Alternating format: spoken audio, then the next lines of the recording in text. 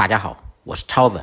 您知道折耳根怎么做才最好吃吗？这种美食很多人都接受不了，那是因为您的方法没有用对。今天就用折耳根，也叫鱼腥草，给大家分享简单又好吃的做法。首先把新鲜的折耳根用手掐成小段。这种美食在川贵地区比较常见，我们北方很少见。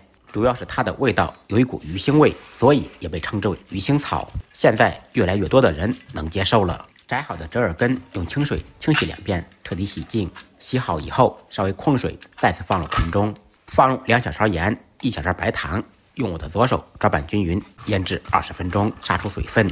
经过杀水以后，折耳根吃起来更加脆爽。新鲜的折耳根凉拌时是不用焯水的。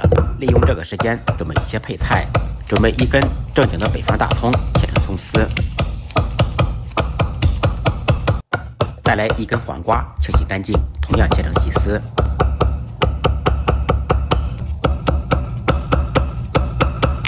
放黄瓜丝，使整道菜吃起来更加清爽。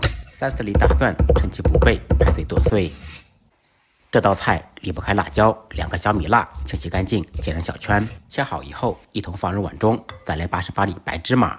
锅烧热，放入油，烧至冒烟以后，放入10粒花椒，炸出香味。炸至漆黑麻糊以后，把花椒捞出，热的花椒油浇在小料上面，呲一下，香味就出来了。放少许盐、白糖，2勺一品鲜酱油，1勺香醋，半小勺蚝油，再放入1点灵魂辣椒油，搅拌均匀。一款拌鞋底都好吃的万用凉拌汁就做好了。杀出水的折耳根加入清水，再清洗1遍，洗掉盐味。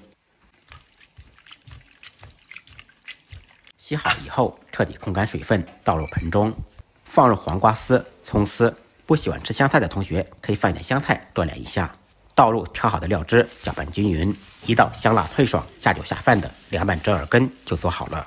经过我的尝试，前几口是抵触的，但是后面越吃越上瘾。一日3餐，再忙再累，记得按时吃饭。下期视频见，拜拜。